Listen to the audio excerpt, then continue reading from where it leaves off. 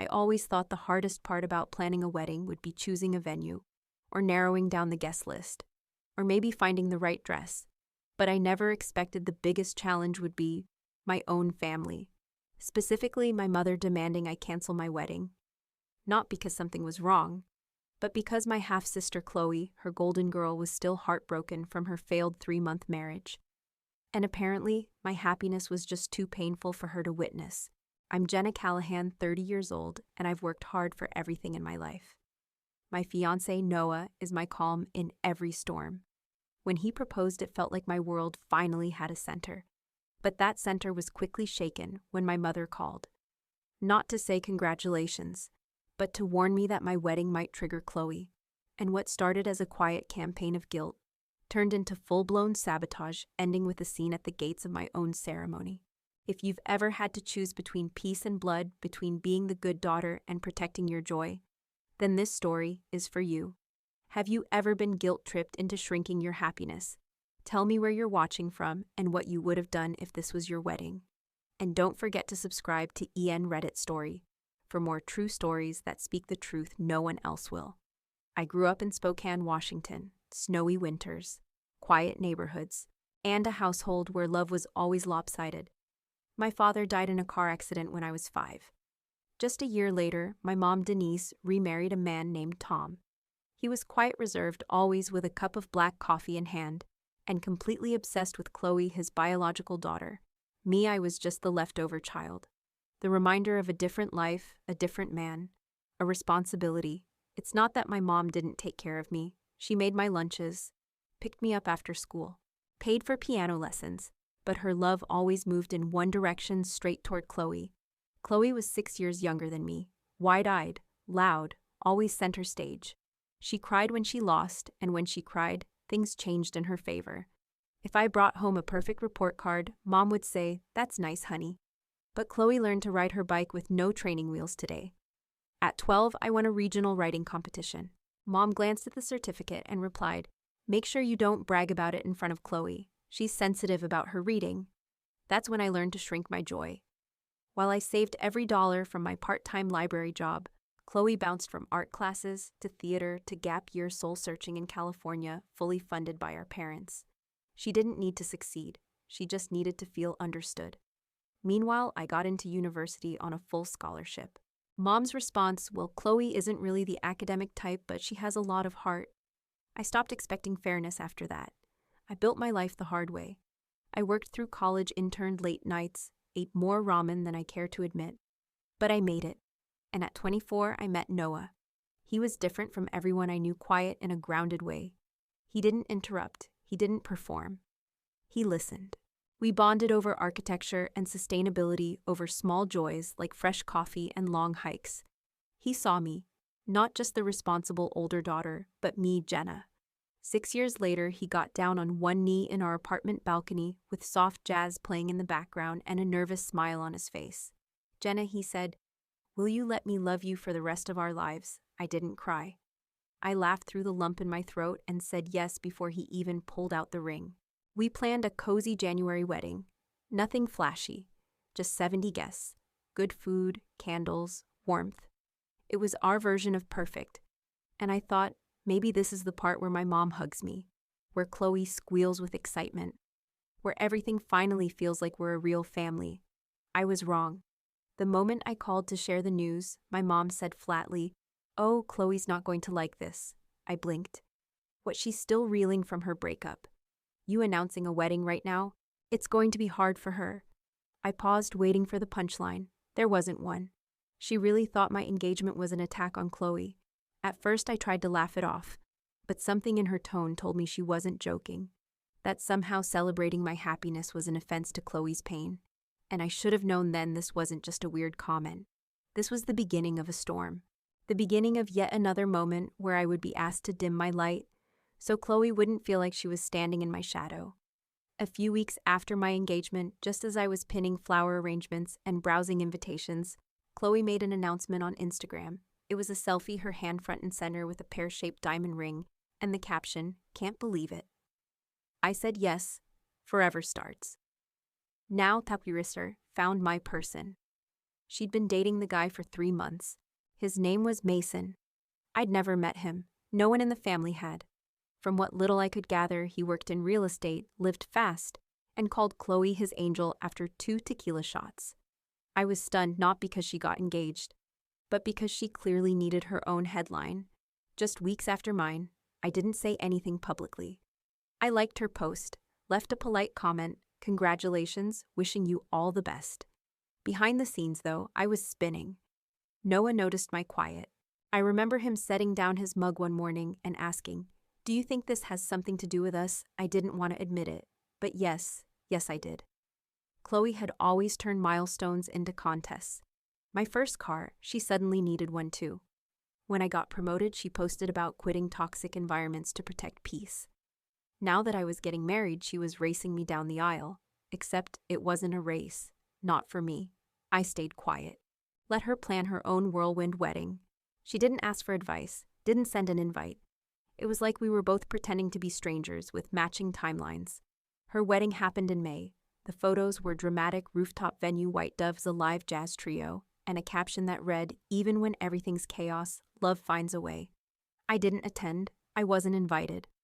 2 months later, I heard the first cracks. A message from my cousin Elise. "Hey, you heard about Chloe?" I hadn't. Elise told me that Mason had been cheating with Chloe's best friend, that the marriage had imploded within 8 weeks, that Chloe had filed for divorce, that she'd moved back in with Mom. My heart sank, not out of schadenfreude, but because I knew what was coming next. Sure enough, the calls started again. First Mom, "You should reach out to your sister, she's devastated." Then Chloe, a short passive-aggressive text. "Must be nice to have your fairy tale, huh?" I replied gently, offering to talk if she needed anything. No response.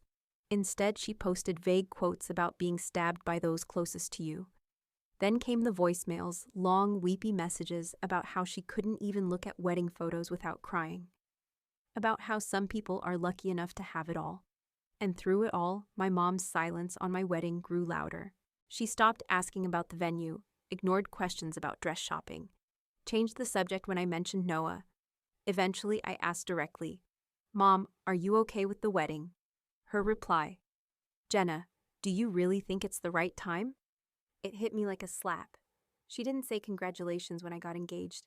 She didn't show up to my bridal shower. And now she was asking if I'd considered postponing my wedding, because Chloe, the sister who never once congratulated me, was heartbroken from a decision she'd rushed into herself. I felt like I was stuck in some twisted version of the parent trap, except I wasn't the favorite twin. I was just the one who always swallowed the guilt, but not this time. Noah looked at me one evening after another tear-filled voicemail from Chloe and said, "You know this isn't normal, right?" It wasn't, and I was starting to see it for what it was. This wasn't grief, this wasn't heartbreak. This was control masked in tears and guilt and family expectations, and they weren't going to stop. It was a Thursday afternoon in mid-November when I got the call. Mom never called me. She was the happy birthday by text type. But this time my phone buzzed with her name and my stomach immediately tightened. I answered cautiously, hopeful. "Hi, Mom." Her voice was unusually soft. "Hi, sweetheart. How's everything going?" Small talk. Polite questions. She asked about Noah. About my job. Then she dropped it. "So, you're really going through with the wedding?" I paused. Confused. "Yes. Of course. Why wouldn't I?" Another pause. Then the sigh. Not the gentle kind. The exaggerated kind. The kind that carries judgment before the words even land. Well, she began dragging out the word like it weighed 1,000 pounds. "I've been thinking about Chloe. Here it comes. I just don't think it's the right time for a wedding, Jenna. She's still so fragile from everything.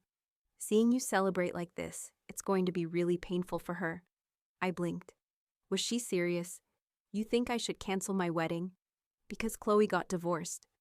"It's not just about that," Mom replied quickly, as if she'd rehearsed it. "She's been through so much. A big public celebration right now, it's a lot. Maybe you and Noah could just do something smaller. A courthouse. Just family." My mouth went dry. "Mom, we've been planning this for almost a year. The venue's booked, the food, the flowers, everything's paid for. I'm not saying don't get married, she pushed. I'm saying be considerate, do something quieter, less flaunting. Flaunting. That word stung. Like I was some brat parading her relationship to hurt someone on purpose. I tried to stay calm. This wedding isn't about Chloe. It's about me and Noah. We've built a life together. We've earned this celebration. She sighed again, this time, deeper, heavier. If you really loved your sister, you'd do this for her.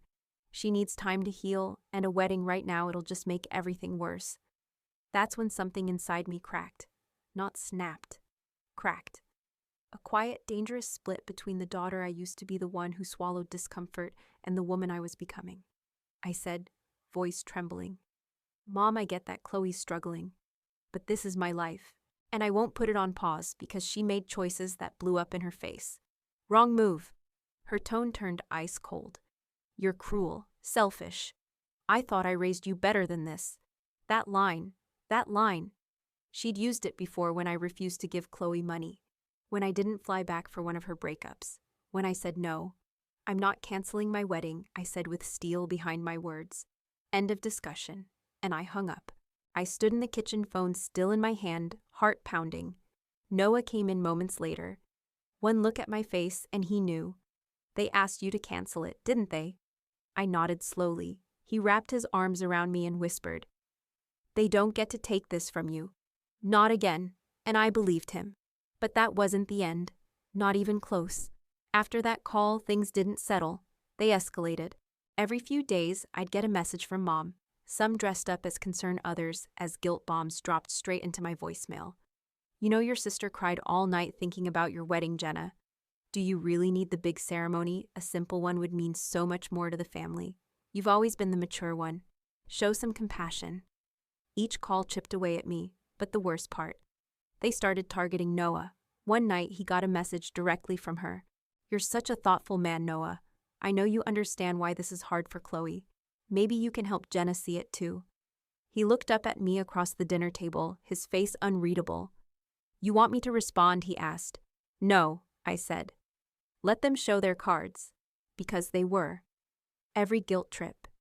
Every attempt to rewrite my life into someone else's sob story.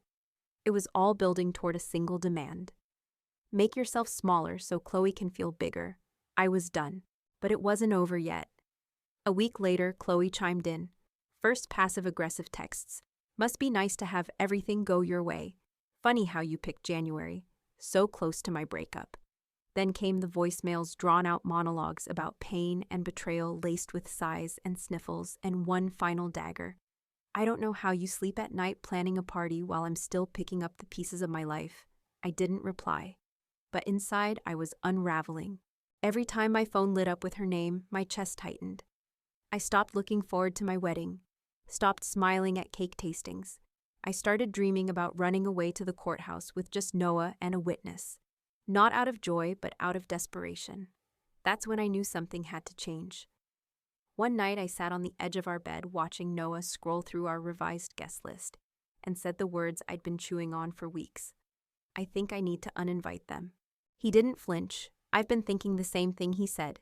It's our day, and you deserve to enjoy it without bracing for impact every 5 minutes. So I did it. I sat down with my laptop, opened a blank email. Subject regarding the wedding. I kept it direct. No sugarcoating, no lengthy explanations. Hi, Mom, Chloe. I've given this a lot of thought. Your behavior over the past few months has made it clear that you do not support my wedding. The guilt trips, rumors, and emotional manipulation have caused me enormous stress and pain during what should be a joyful time. For that reason, and for my own peace of mind, I am uninviting you from the wedding. I wish you both well. Jenna, I read it 3 times, hovered over the send button for a full minute. Then I clicked, and just like that, I could breathe again. The first reply came an hour later. Mom. Subject line, shame on you. Her email was a novella, full of theatrical flourishes and heavy-handed judgment. I never thought my own daughter would betray me like this. You've chosen a man over your own blood. Your father would be ashamed if he were alive to see this. I didn't respond. Then Chloe chimed in. Her message was a mess of typos and rage. You're jealous of me. You've always tried to compete. You'll regret destroying this family. Still, I didn't respond. Because I wasn't writing to them anymore. I was reclaiming my life. That same week, Elise, the cousin who always had one ear to the family gossip line, texted me. Just so you know, everyone's talking. But the people who matter were with you. Aunt Lydia called too. I'm proud of you, she said. You've put up with their drama for long enough. Time someone drew a line, and just like that, the fog began to lift. The wedding was still on. The venue was still booked. The guest list was lighter, but so was my heart. I wasn't shrinking anymore. I'd taken every precaution, sent the email, blocked their numbers, warned the venue, even hired 2 security guards, not because I wanted drama, but because I knew who I was dealing with. Still, nothing prepares you for the moment your own mother and sister show up uninvited to your wedding. The morning of the big day started like a dream. The sky was a soft, wintry blue. My hair curled just right. The bridesmaids were buzzing with laughter. The venue glowed with candles and soft string lights. Everything we'd planned for almost a year was finally coming together. Noah and I had agreed to do a first look before the ceremony. The moment I saw him waiting for me in the garden, his back turned, my heart softened. I tapped his shoulder. He turned. His face lit up like it was the first time he'd ever seen me. That one moment made every storm we'd weathered worth it. But peace has a price, and mine was about to be tested. 30 minutes before the ceremony, Amanda, my maid of honor, burst into the bridal suite. Her face said it all. They're here, she whispered. Your mom and Chloe. Security stopped them at the gate. I blinked. What, they're causing a scene? Chloe's shouting. Your mom's crying. They're demanding to be let in. My stomach dropped. What are they saying? Amanda hesitated, then answered gently. Your mom's saying she just wants to see her daughter get married. Chloe's screaming that you're a horrible person, that you don't deserve this day. I stood there frozen. Not surprised. Just exhausted. What do you want me to do? Amanda asked. I took a breath, straightened my shoulders. Nothing, I said. Let security do their job. We're not giving them an audience. And bless the guards, we'd warned them well. They held the line. From the window, I could faintly hear raised voices in the distance. Chloe was shouting something about how I was brainwashed and how I had turned my back on family.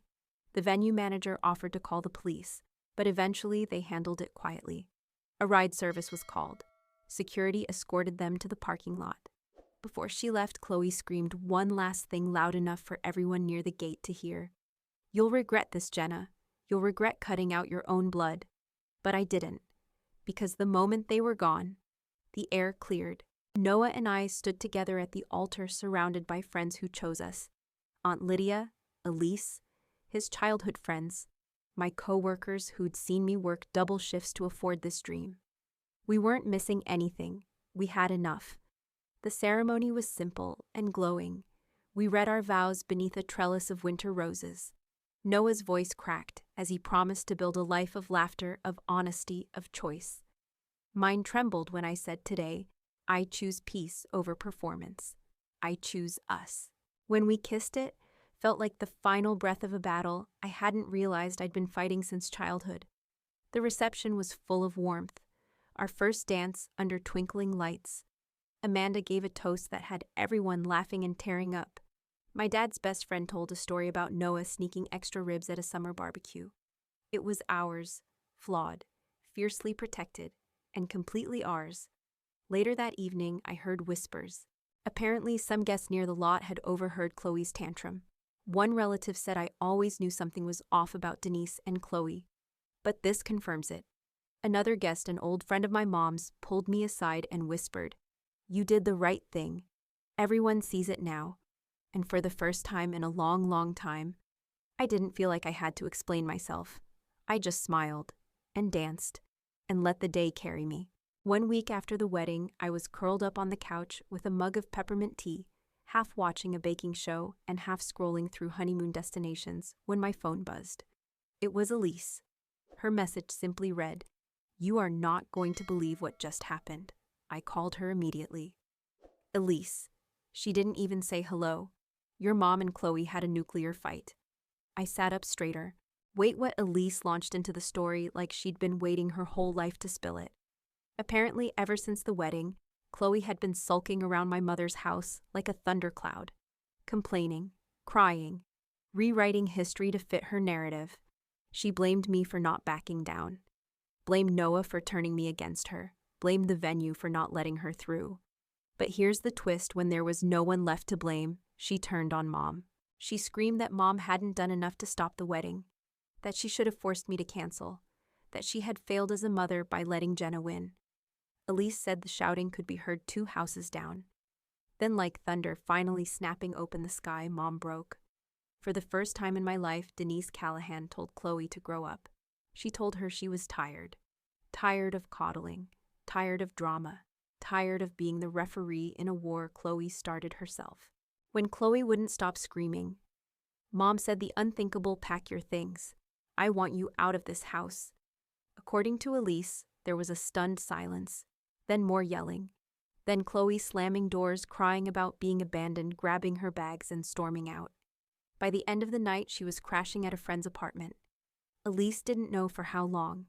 When she finished, Elise added, "It's like all the karma finally caught up." I let out a long breath I didn't realize I was holding. I didn't feel happy exactly, but I did feel released. Because in the end, I didn't need to win anything. They'd burned the house down on their own. And for once, the fire didn't touch me.